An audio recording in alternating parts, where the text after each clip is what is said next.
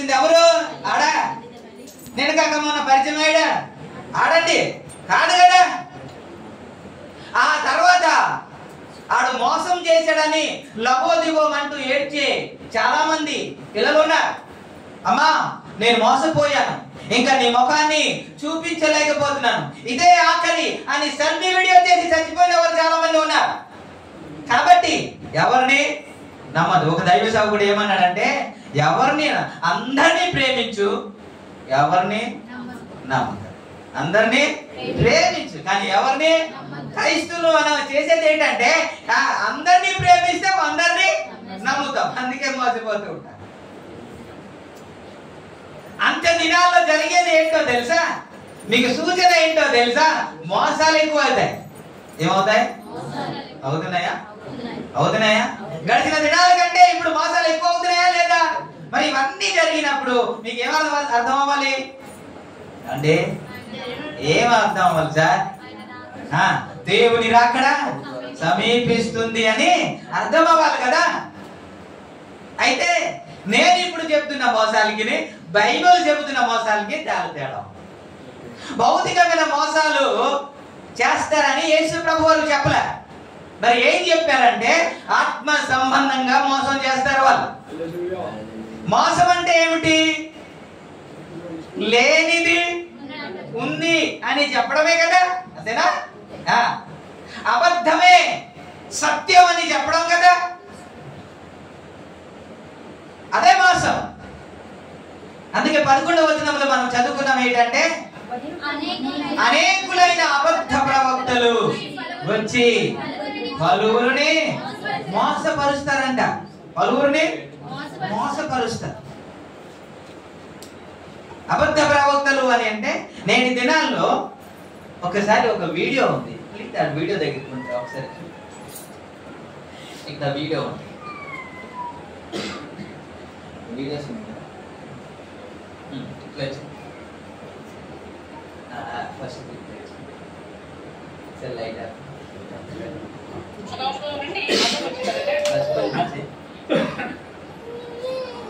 అక్కడ Bluetooth cut అయిపోయిందండి. ఇప్పుడు అవ్వదు, ఇంకా ఇప్పుడు అవ్వదు. మొదటికి వెళ్ళాలి. ఇది ప్లే చేసి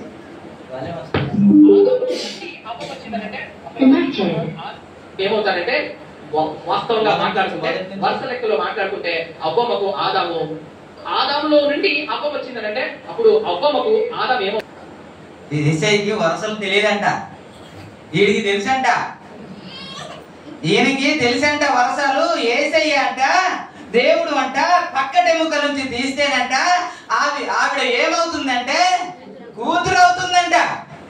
ఇది ఏం చెప్పాలనుకుంటున్నాడు ఈయన సమాజానికి, క్రైస్తవ సమాజానికి ఏం చెప్పాలనుకుంటున్నాడు ఈయన అంటే, యేసుక్రీస్తు ప్రభువారు అంటే వరస లేనివాడు అనా?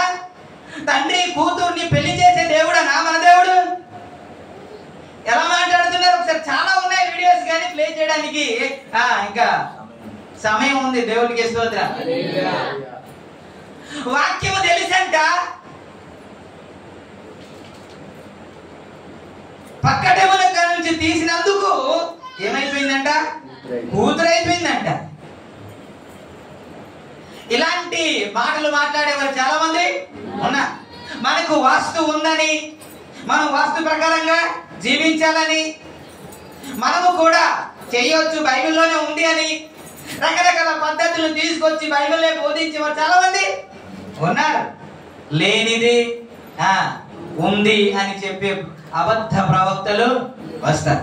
నేనే క్రీస్తు అని చెప్పేవారు అయితే ఎవరు రాలేదు, కానీ కొంతమంది అప్పుడు వచ్చారు. ఇప్పుడైతే నేనే క్రీస్తు అన్నవారు తక్కువ, కానీ మాదే కరెక్ట్ అన్నవారు చాలా మంది. ఓకే లైట్ వేసా. మాదే కరెక్ట్ కదా. స్వచ్ఛమైన వాక్యం. ఏ వాక్యము? స్వచ్ఛమైన వాక్యం. ఇంకెక్కడా స్వచ్ఛమైన వాక్యము ఉండదంట, అక్కడే ఉంటదంట. మరి మిగతా వాళ్ళు చెప్పింది ఏమిటి? ఏమండి? స్వచ్ఛమైనది కాదా? మేము చెప్పిందే కరెక్ట్, మేము చెప్పిందే రైట్ అన్న వారందరూ బడాబడా దైవ సేవకులందరూ చేసేది ఏంటో తెలుసా? ఇవ్వండి ఇవ్వండి ఇవ్వండి అని అడగడమే కదా. పాస్ పని చేసి లేకపోతే ఇళ్ల పని చేసుకుని వారు 10,000 20,000 స్పాన్సర్ చేస్తూ ఉంటే వీరు లగ్జరీ లైఫ్ జీవిస్తూ మిమ్మల్ని దీవిస్తాడని చెబుతూ ఉంటారు. వారు ఆ జీవితం అలాగే ఉంటది. వీరు చెబుతూ ఉన్నారు ఇక్కడికే రండి, ఇక్కడే స్వచ్ఛమైన వాక్యము అంటూ ఉన్నారు. అందుకే వీటికి దూరంగా ఉండాలని ప్రయత్నం చేస్తున్నారు. గడిచిన వారంలో అనుకుంటా జ్ఞాపకం చేసిన ఏంటంటే పుచ్చుకొనుట కంటే ఇచ్చుట ధన్యమని యేసు క్రీస్తు ప్రభువారు బోధించారని పౌలు మాట్లాడుతూ మీకు మాదిరిగా ఇలాగూ చేసి తిని అని మాదిరిగా చేశాడంట. Praise the Lord. నేటి దినాల్లో ఎవరున్నారు? అలాగే ఎవరు లేరు. ఆ వాక్యమేనంట స్వచ్ఛమైన వాక్యం. సేవకులకు ఇవ్వండి అయ్యా, వారికి ఇస్తే మీరు దీవించబడతారు. మీకు లేకపోయినా పర్వాలేదు, ఇళ్ళ పని చేసినా పర్లేదు, కూలీనాలి పని చేసినా పర్లేదు, మీరు మాత్రం తెచ్చి మాకు ఇచ్చేయండి. అదే స్వచ్ఛమైన చెప్పండి.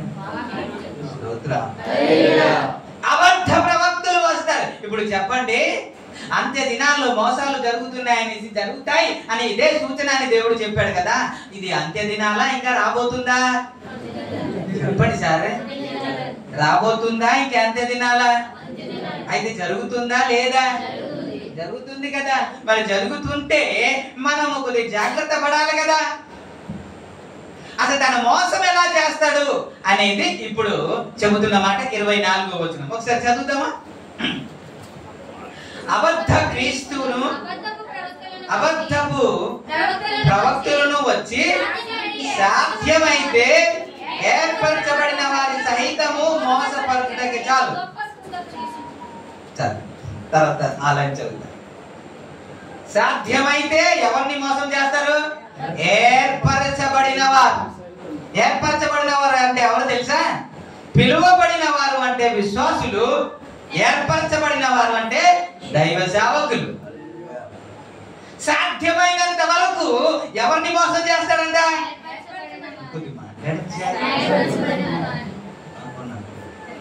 దినాల్లో మీరు రాగానే టిఫిన్ అరేంజ్ చేస్తాను. అప్పుడు మీ ముఖం ఆకలితో దిగులుతో ఉన్నట్టు నాకు అనిపిస్తా ఉంది. అందుకే ముఖంలో చిరునవ్వు లేదు, ఏమి లేదు. దేశ రక్తమే చేద్రా. ఎక్కడున్నా? ఏర్పరచబడిన వారి సహితం ఏం చేస్తాడంట? మోసం చేసేస్తారు. ఆ మోసం ఏంటో ఆగు అన్నాను కదా. ఇప్పుడు ఆ లైన్ చదవండి. ఏర్పరచబడిన వారిని సైతం మోసపరచుటకై గొప్ప సూచక క్రియలను మహత్కార్యములను కనబరచెదరు. దేని అంటే దాని పద్ధతి ఏంటి, ఆ ప్రాసెస్ ఏంటి ఇప్పుడు చెప్తున్నారు. ఎలా మోసం చేస్తాడు అనేది ఇప్పుడు చెప్తున్నాడు. ఏ విధంగా మోసం చేస్తాడని చెబుతున్నాడు. ఏ విధంగా? సూచక క్రియలు మహత్ కార్యములు. దీని ద్వారా మోసం చేస్తాడు. ఒకవేళ దీని ద్వారా మోసం చేస్తే దాని కొరకే ప్రయాసపడాలా, లేకపోతే దానికి దూరంగా ఉండాలా? యేసు ప్రభు వారు చెప్పిన ఆంతర్యం ఏంటి? ఆయన చెప్పిన మాటల్లో భావం ఏంటి? సూచక క్రియల వలనే ఏం చేస్తాడు? మోసం చేస్తాడు. సూచక క్రియలు చూపించి నిన్ను మోసం చేస్తాడు అన్నాడు. ఇది నా మాటలు కాదు, ఏమండి? నా మాటల యేసు ప్రభు వారు చెప్పిన మాటలు మీకు జ్ఞాపకం చేస్తున్నాను. ఈ రోజుల్లో మీరు ఎవరు గొప్ప దైవ సేవకులు అంటారు? ఈ ఎవరి దగ్గరికి కొద్దిగా వెళ్ళి ప్రేర్ చేయించుకోవాలనుకుంటారు. ఎవరి దగ్గరికి వెళ్ళి కొద్ది సేకరించుకోవాలనుకుంటారు.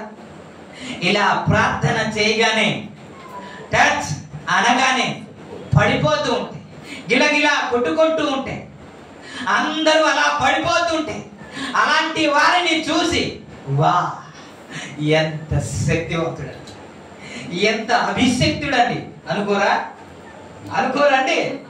ప్రేర్ చేయించాలి, ముందుకు వెళ్ళండి. ఖచ్చితంగా మీరు అనుకోండి. నేటి దినాల్లో క్రైస్తవులలో ఏమి నాటికిపోయింది తెలుసా? క్రైస్తవం అంటేనే అద్భుతాలు, క్రైస్తవులు అంటేనే మహత్కార్యమే క్రైస్తవులే మహత్కార్యం. క్రైస్త అంటే మహత్కార్యం, సూచక క్రియలు అంటేనే దైవ సేవకులు అంటేనే సూచక క్రియలు అనే విధంగా కదా ఇప్పుడు అవుతుంది. ఎక్కడికి ఎక్కువ వెళ్తారు? దేని కొరకు ప్రయాసపడతారు? ఒక్క అద్భుతాలైనా జరగాలని, ఒక్క మేలైనా జరగాలని, ఒక్క సూచక క్రియలైనా జరగాలని. ఆశీర్వాద పండుగ అంటే అక్కడ చాలా మంది ఉంటారు. అద్భుతాలు సూచక క్రియలు మీ కొరకు చేయబడతాయి రండి అని అంటే అనేక మంది వెళ్తారు.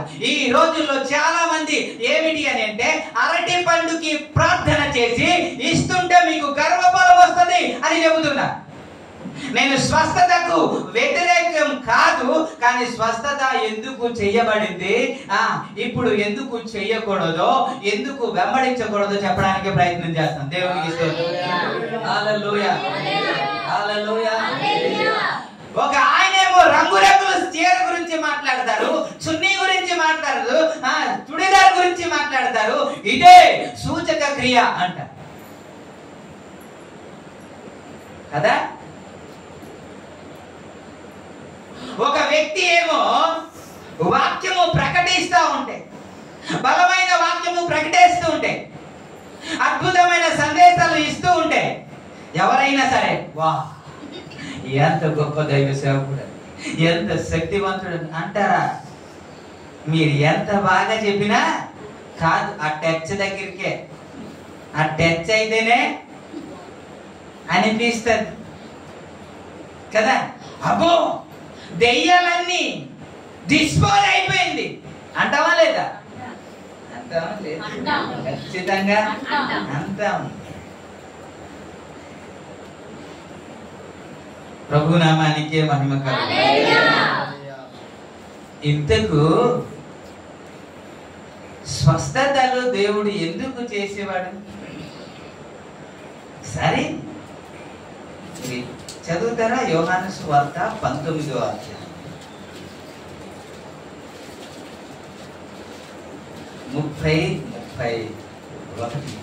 20 అధ్యాయం 30. మరియు అనేకమైన ఇతర సూచక క్రియలను యేసు తన శిష్యుల ఎదుట చేసెను, అవి ఈ గ్రంథమందు రాయబడలేదు గాని యేసు దేవుని కుమారుడైన క్రీస్తు అని మీరు నమ్మునట్లును, నమ్మి ఆయన నామమందు జీవము పొందునట్లును. ఎందుకు వ్రాయబడింది, ఎందుకు చేయబడింది అంటే ఆయనే క్రీస్తుని, ఆయనే దేవుని కుమారుడని, ఆయన తప్ప వేరొక దేవుడు లేడని నమ్మడానికే వ్రాయబడింది, జరిగింది. ఒకసారి మార్కు సువార్త 16వ అధ్యాయము, మార్కు సువార్త 16వ అధ్యాయము 20 వచనంలో మీరు చదవండి ఒక్కసారి. వారు బయలుదేరి వాక్యమంతటా ప్రకటించిరి, ప్రభు వారికి సహకారుడై ఉండి వెను వెంటనే జరుగుచూ వచ్చిన సూచక క్రియల వలన వాక్యమును స్థిరపరచుచుండెను. అసలు ఎందుకు అద్భుతం అంటే ప్రకటించబడుతున్న వాక్యము స్థిరపరచడానికే సూచక క్రియలు జరిగాయి. అది ఎలాగా అనేది మీకు జ్ఞాపకం చేస్తారు. ఇప్పుడు అపోస్తుల కార్యము 3వ అధ్యాయానికి రండి. అపోస్తుల కార్యం 3వ అధ్యాయంలో ఒక అద్భుతాలు జరుగుతాయి. దేవాలయంకు పేతురు యోహాను వెళ్ళినప్పుడు ఒక పుట్టుక నుంచి కాళ్ళు లేనివాడు ఉంటాడు. ఆయన వారి వైపు చూసి ఇలాగ అడుగుతా ఉంటే, మా దగ్గర వెండి బంగారాలు ఏమీ లేవు కానీ మేము కలిగి ఉన్నదే మీకు ఇస్తున్నాము అని చెప్పి, నజరేయుడైన యేసు క్రీస్తు నామమున నడువు అని చెప్పి, అంటే ఆయన దిక్కున లేచి నడుచుచు దేవునిని స్తుతించుచు దేవాలయములో ప్రవేశించాడు అన్నమాట మనం చదువుతున్నాం. ఇది జరిగిన తర్వాత అనేక మంది గుంపు కూడి వచ్చేసారంట, ఇలా చూస్తున్నారంట, ఆశ్చర్యంగా చూస్తా ఉన్నారంట. అప్పుడు 11వ వచనం నుండి మాట్లాడుతున్నారు. అప్పుడు పేతురు యోహాను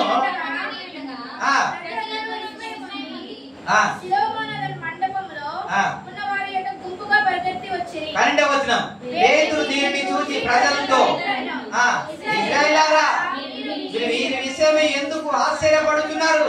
మా సొంత శక్తి చేతనైనను భక్తి చేతనైనను నడవని వీరికి బలం ఇచ్చినట్లు మీరెందుకు మా తట్టు చూస్తున్నారన్నాడు. ఇప్పుడు చూడండి, మేమేదో చేసామని, మేమేదో అద్భుతాలు చేసామని, మేమేదో సూచక క్రియలు చేశామని మా వైపు ఆశ్చర్యంగా చూస్తున్నారేంటి అని అంటున్నాడు. అంటూ 15వ వచనంలో ఏమన్నాడంటే, మీరు జీవాధిపతిని చంపితిరి కానీ దేవుడు ఆయనను మృతులలో నుండి లేపెను, దానికి మేము సాక్ష్యము అంటూ ఎవరినైతే చంపారో, ఎవరైతే మృతుల నుంచి లేచాడో ఆ యేసు నామమందలి విశ్వాసం మూలంగా ఈ నడవని వ్యక్తి నడిచాడు అన్నమాట చెప్తున్నాడు. ఆయన సర్వశక్తిమంతుడు. ఎక్కడైతే యేసు క్రీస్తు ప్రభువును దేవుడు కాదు అనుకుంటున్నారో యూదులు యేసు క్రీస్తుని దేవుడిగా అంగీకరించారు. వారు దేవుడిగా అంగీకరించలేదు కాబట్టి వీరు ఏమని ప్రకటిస్తున్నారంటే, ఆయన దేవుడి కుమారుడు, ఆయన మృతుల నుంచి లేచాడు, దానికి మేము సాక్ష్యము అని చెప్పిన మాట స్థిరపరచబడాలి అని అంటే, అవును అనాలంటే ఏం జరగాలి? ఒక సూచక క్రియ జరగాలి. అందుకే మార్కు సువార్తలో మనం చదువుకున్నాం, వెను వెంటనే జరుగుతున్న అద్భుతాలను బట్టి వాక్యమును స్థిరపరచుచుండెను. వాక్యమును స్థిరపరచడానికి అద్భుతాలు దేవుడు చేశాడు. దేవునికి స్తోత్రం. హల్లెలూయా. అందుకే అపొస్తలుల కార్యం మీరు 4వ అధ్యాయం 4వ వచనంలో అక్కడ ఎంత మంది అంగీకరించంటే, వాక్యము విన్న వారిలో అనేకులు నమ్మిరి, వారిలో పురుషుల సంఖ్య ఇంచుమించు. అంటే ఒక అద్భుతాలు, ఒక సూచక క్రియలు జరిగిన తర్వాత ఇప్పుడు ఏమంటున్నారంటే, నమ్మని వారు కూడా నమ్ముతున్నారు. వీళ్ళు ప్రకటించేటప్పుడు నమ్మలే, వీళ్ళు మాట్లాడుతున్నప్పుడు నమ్మలే, వీళ్ళు చెబుతున్నప్పుడు విశ్వసించలేదు. కానీ ఒక అద్భుతాలు జరిగిన తర్వాత, ఒక సూచక క్రియలు జరిగిన తర్వాత ఇప్పుడు ఏమంటున్నారంటే, ఎస్ ఆయనే దేవుడు అని నమ్ముతున్నారు. 16వ వచనంలో వారు ఏమంటున్నారంటే, ఈ మనుషులను మనం ఏమి చేయదాము? వారి చేత ప్రసిద్ధమైన సూచక క్రియ చేయబడి ఉన్నాయి. యెరూషలేములో కాపురం ఉన్న వారందరికీ స్పష్టమే. అంటే ఎవరైతే సువార్త ప్రకటించొద్దు అని ఆటంకపరుస్తున్నారో వారు చెబుతున్న మాట ఏంటో తెలుసా? వీరు చెప్పిన మాట కాదు అనలేము. ఎందుకని? వీరి చేత ఒక సూచక క్రియ జరిగింది. దేవునికి ఎందుకు సూచక క్రియ, ఎందుకు అద్భుతాలు అని అంటే, నీవు ప్రకటిస్తున్న మాట అవును అని నమ్మాలి అని అంటే ఒక సూచక క్రియ జరగాలి. అందుకే సూచక క్రియలు జరిగాయి. ఎక్కడ జరగాలి? ఎవరైతే యేసు క్రీస్తు దేవుడని నమ్మట్లేదో అక్కడ జరగాలి. కానీ ఇప్పుడు టచ్ ఎక్కడ జరుగుతుంది? చర్చిలోనే. మరి దెయ్యాలంతా డిస్పోజ్ అయిపోతుంది ఎక్కడ సార్? సూచక క్రియ ఎక్కడ జరగాలి? మరి ఇప్పుడు జరుగుతుంది ఎక్కడ? ఎవరిని పట్టుకున్నాడు వాడు? చెప్పండి. ఇప్పుడు ఏర్పరచబడిన వారి సహితము. ఇప్పుడు ప్రతి దైవ సేవకులు చెబుతున్న మాట ఏంటో తెలుసా? రండి, అద్భుతాలు జరుగుతాయి, రండి, సూచక క్రియలు జరుగుతాయి, రండి. దేవునికి వచ్చేసాడు కదా. మనము దేని మీద ఫోకస్ పెట్టాలా, దేని కొరకు పరిగెత్తాలా, దేని కొరకు ప్రయాసపడాలా అని పక్కన పెట్టేసి అద్భుతాల కొరకు, మేలు కొరకు, సూచక క్రియల కొరకు పరిగెత్తడానికే చాలా మంది ప్రయాసపడడానికి మార్చలేదా? అసలు యేసుక్రీస్తు ప్రభువు ఎందుకు వచ్చారు? ఆయన నశించిన దానిని వెదకి రక్షించడానికి వచ్చాడు కదా. నరకం నుండి తప్పించబడి పరలోక రాజ్య వారసులుగా మార్చడానికి కదా ఆయన వచ్చారు. మరి దేని కొరకు ప్రయాసపడకుండా ఇప్పుడు దేని కొరకు ప్రయాసపడుతున్నాం మనము? చెప్పండి సార్. మళ్ళా చెప్తాను. యోహాను సువార్త 11వ అధ్యాయానికి రండి. యోహాను సువార్త 11వ అధ్యాయంలో అక్కడ ఒక అద్భుతాలు జరిగిన తర్వాత, ఏమిటి అద్భుతాలు? లాజరు 44వ వచనం నుండి ఒకసారి చదువుతారా? 44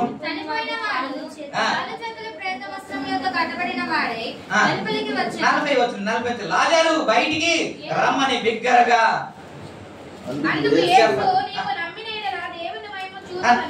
43వ వచనం ఒకసారి చదువు. 43 చెప్పి లాజరు బయటికి రమ్మని బిగ్గరగా చెప్పగా చనిపోయిన వాడు కాళ్ళు చేతులు ప్రేతల వస్త్రములతో కట్టబడిన వాడై వెలుపలికి వచ్చెను. అతని ముఖమునకు రుమాలు కట్టి ఉండెను. అంతటా యేసు మీరు అతని కట్ల విప్పి పోనీయుడని వారితో చెప్పాను. ఓకే, ఇక్కడ లాజరు గురించి కదండి, ఒక అద్భుతాల గురించి కదండి, చనిపోయిన వారి కులిపోయిన ఆ వ్యక్తి బ్రతకడం గురించి కదా మనం చదువుకున్నా. ఇప్పుడు 45లో వ్రాయబడిన మాట ఏంటో చూస్తారా? కాబట్టి మరియ యొద్దకు వచ్చి ఆయన చేసిన కార్యములు చూసిన యూదులలో అనేకులు ఆయన యందు అద్భుతాలు దేనికంట? ఎవరైతే నమ్మట్లేదో, ఎవరైతే యేసు దేవుడని నమ్మట్లేదో ఆ నమ్మడానికి మాత్రమే సూచక క్రియలు అద్భుతం. ఇప్పుడు చెప్పండి, మనకి ఇప్పుడు ఇక్కడ సూచక క్రియలు అవసరమా? మనం ఇంకా యేసు క్రీస్తు దేవుడని నమ్మలేదా? ఆయన సజీవుడని నమ్మలేదండి? ఇంకా మనకి అద్భుతాలు కావాలండి అండి? కానీ ఎక్కడ అద్భుతాలు జరుగుతున్నాయి చెప్పండి? చర్చిలోనే, సంఘంలోనే, క్రైస్తవుల్లోనే, అన్నిలో కాదు, క్రైస్తవులనే. దెయ్యాలు ఎక్కడ వెళ్ళగొడుతున్నారు చెప్పండి సార్? దెయ్యాలు ఎక్కడ వెళ్ళగొడుతున్నారు? ఓకే, దెయ్యాల గురించి వచ్చింది కాబట్టి అపొస్తలుల కార్యం 8వ అధ్యాయం. ఫిలిప్పు సమరియా ప్రాంతానికి వెళ్తాడంట. వెళ్ళిన తర్వాత 8:4 వచనం నుంచి చదువుకుందాం. కాబట్టి చెదిరిపోయిన వారు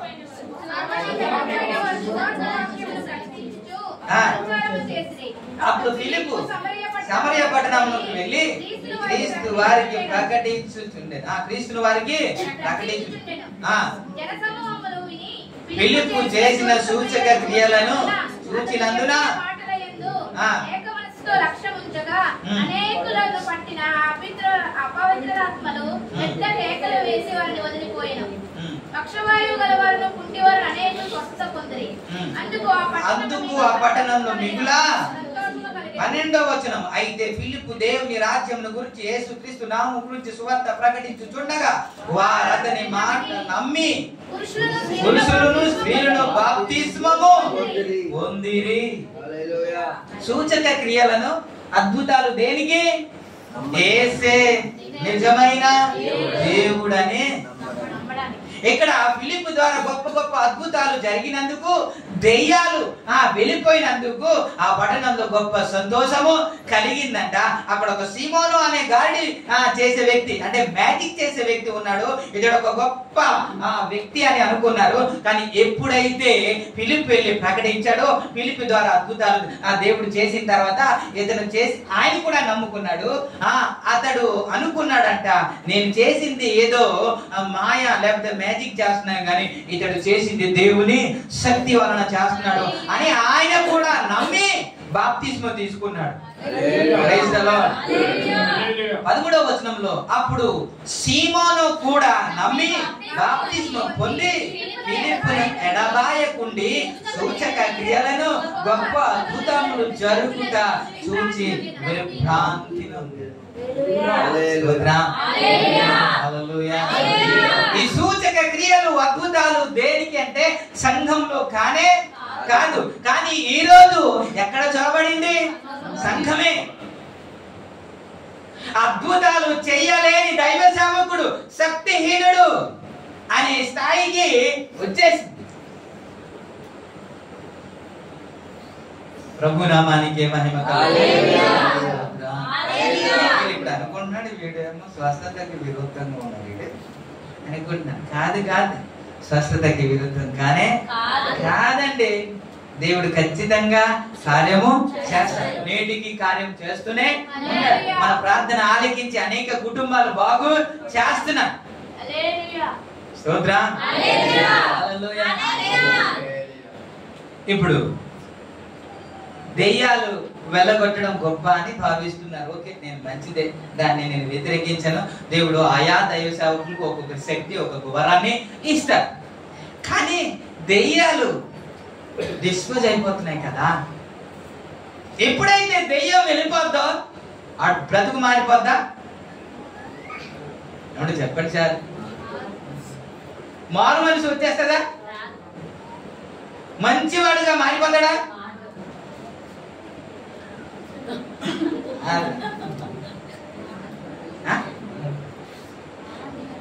మరి దానికే కదా మనం ప్రయాసపడుతున్నా, దానికే కదా గొప్ప అని అనుకుంటున్నా. మరి దెయ్యాలు వెళ్ళిపోయిన తర్వాత బాగుపడాలి కదా, బ్రతుకు మారిపోవాలి కదా, మాట తీరు మారిపోవాలి కదా, చూపు ఉద్దేశాలు నడవడిక ప్రతిదీ మారిపోవాలా వద్దా? అదే కదా గొప్ప పరిచర్య అనుకుంటున్నా కదా. ఒకసారి మీరు చదవండి లూకా సువార్త 11వ అధ్యాయము 24వ వచనంలో. లూకా సువార్త 11వ అధ్యాయము 24వ వచనంలో అది జూమ్ చేయడానికి నువ్వు ప్రయత్నం చేయొచ్చు. 24వ వచనం, అపవిత్రాత్మ ఒక మనిషిని వదిలిపోయిన తర్వాత అది విశ్రాంతి వెతుకుచు నీరు లేని చోట తిరుగుచుండును. విశ్రాంతి దొరకనందున నేను విడిచి వచ్చిన ఆ ఇంటికి తిరిగి వెళుతుననుకుని వచ్చి ఆ ఇల్లు ఊడ్చి అమర్చి ఉండట చూచి వెళ్ళి మనకంటే చెడ్డమైన మరి 7 అపవిత్రాత్మలు గంటపెట్టుకొని వచ్చును. అవి అందులో ప్రవేశించి అక్కడనే కాపురం ఉండును. అందుచేత ఆ మనిషిని కడపటి స్థితి కంటే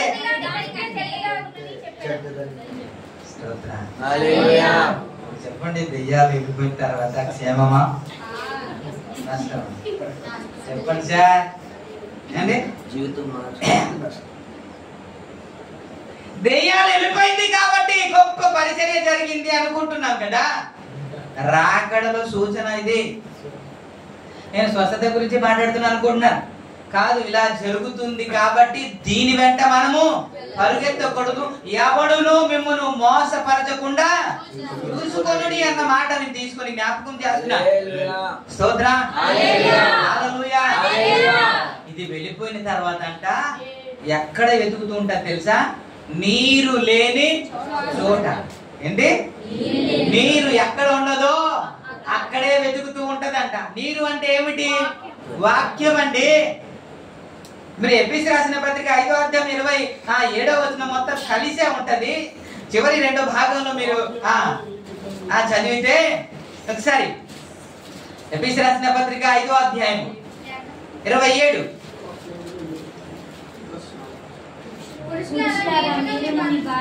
అటువలే క్రీస్తు కూడా సంఘమును ప్రేమించి అది కలంకమైనను మొలకైనను అది మరి ఏదైనను లేక పరిశుద్ధమైనది గాను నిర్దోషమైనది గాను మహిమగల సంఘము గాను ఆయన తన ఎదుట దానిని నిలువబెట్టుకొనవలెనని వాక్యముతో.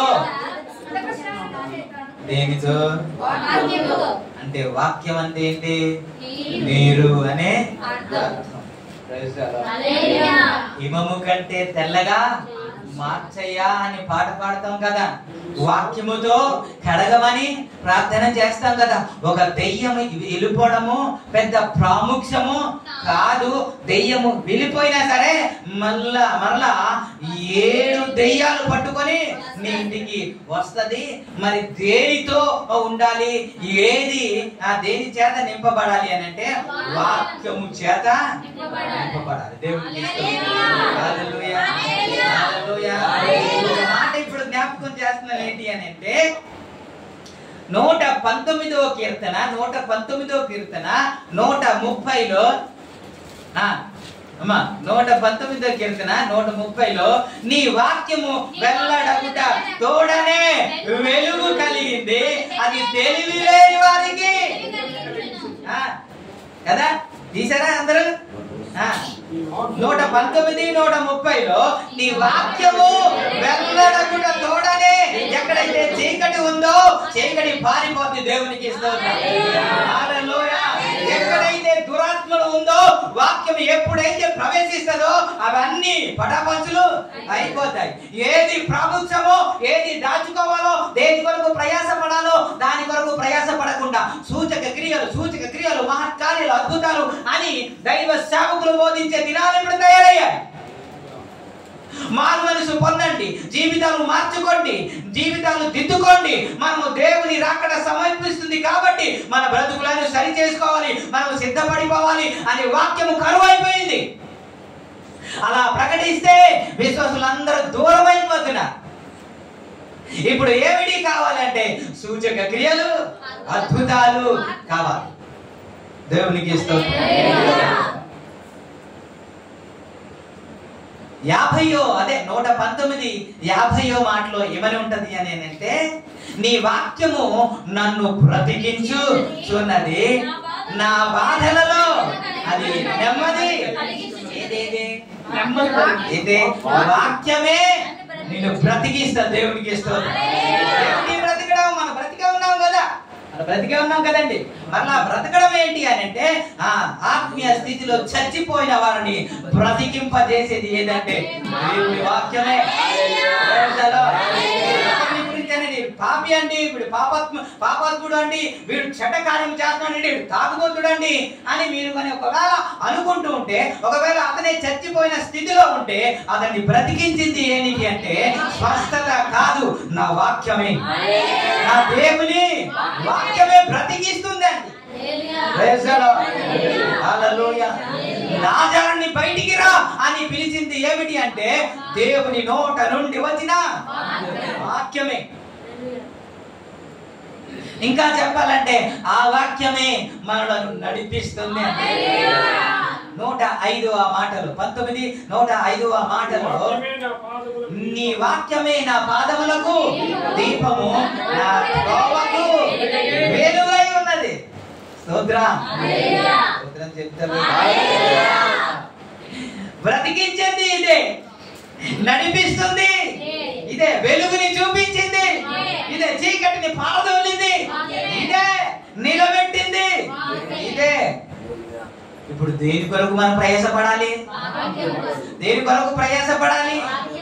ఈ రోజు అపవాది ఎంతగా మనోనేత్రాన్ని గుడ్డితనం కలుగజేసాడు తెలుసండి. మీరు ఈ మాట చదివి ఏమనుకుంటారంటే ఇదేమో అవిశ్వాసం అంటే అన్యజనులకు అనుకుంటారు. కాదు, ఇహలోక సంబంధమైన దేవత అవిశ్వాసులు ఒక మనోనేత్రాన్ని గుడ్డితనం కలుగజేసిందంటే అన్యులు కాదు, అన్యులు కాదండి. ఇప్పుడు క్రైస్తవులకే ఏం చేశాడంటే వారు మనోనేత్రాన్ని గుడ్డితనం కలిగజేశారు. వాళ్ళు చూస్తున్నారు కానీ అర్థం చేసుకోవట్లేదు, వింటున్నారు కానీ అది సమదైతే లేదు వాళ్ళకి. దేని కొరకు ప్రయాసపడాలి, దేని కొరకు మనం పరిగెత్తాలి, దేని కొరకు మనం కష్టపడాలి మరుగు చేశాడు. ఒక మాట చెప్పనా, ఈ రోజు అద్భుతాలు జరగలేదని కదా దేవుని సన్నిధిని మానేస్తున్నాం, మేలు జరగలేదని కదా చర్చిని మానేస్తున్నాం, కీడు వచ్చింది అనే కదా దేవుని సన్నిధిని వదిలేస్తున్నాం. మనం నిజానికి మనం దేనికి వచ్చాము? పరలోక రాజ్యాన్ని చేరుకోవడానికి. ఆయనే మార్గము కాబట్టి, ఆయనే జీవము కాబట్టి, ఆయనే సత్యము కాబట్టి, ఆయన ద్వారా తప్ప ఇంకా ఎవడును తండ్రి యొద్దకు చేర్చడానికి లేరు కాబట్టి అందుకే మనం ఆయన అంగీకరించాం. మధ్యలో ఏమని పెట్టాడు తెలిసేవాడు కాదు, క్రైస్తవత్వం అంటేనే అద్భుతాలు, అద్భుతాలు అంటేనే క్రైస్తవత్వం అని మన బుర్రలో పెట్టి ఈ రోజు అద్భుతాలు జరగలేదు కాబట్టి దేవుడే లేడు అని దేవుని సన్నిధిని వదిలేసే లేదా క్రైస్తవులు ఎంతమందిని? చాలా మంది వదిలేదు కదా. ప్రార్థన మానేస్తున్నారు, సహవాసం మానేస్తున్నారు. ఎందుకని? నీ కుటుంబంలో ఒక మేలు జరగలేదని, అద్భుతాలు చేయలేదని, ఎంత ప్రార్థన చేసినా ఇంకా దేవుడు ఆలకించలేదని కదా. క్రైస్తవులు మైండ్ అంతా ఇటువైపు మళ్ళించాడు, అద్భుతాలు నేను. ఇప్పుడు ఒక మాట మీకు జ్ఞాపకం చేస్తాను. ఇప్పుడు నేను ఆయన దేవుడు అని చెబితే ఆయన దేవుడు అవుతాడా లేకపోతే అవడా? అవండి, ఇప్పుడు నాకు మేలు జరగలేదు అని దేవుడు కాదు అని అంటే ఆయన దేవుడు కాకపోతాడా? నేను చెప్తే దేవుడు అవుతాడు, నేను చెప్పకపోతే దేవుడు అవడా? కాదు కదా. అందుకే ఆయన ఆది నుండి ఉన్నవాడు. అయ్యా నీ పేరు ఏమని చెప్పాలి ప్రజలు అడిగితే అని అంటే నేను ఉన్నవాడను అనువాడను అన్నాడు. ఆయన ఉన్నవాడు, ఆదిలో ఉన్నవాడు. అందుకే యోహాను సువార్త 1:1 ఆది యందు వాక్యం ఉండేను, వాక్యము దేవుని యొద్ద ఉండేను, ఆ వాక్యమే దేవుడై ఉండేను. ఆది యందు వాక్యం అండి. స్తోత్రం.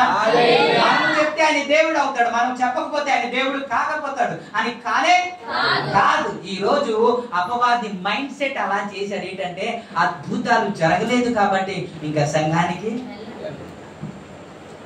దేని కొరకు యేసయ్య వచ్చాడు? అద్భుతాలు చేయడానికి అంటే కాదండి, నిన్ను రక్షించడానికి, నిన్ను విడిపించడానికి, నీ కుటుంబాన్ని నరకం నుండి తప్పించడానికి వచ్చాడు.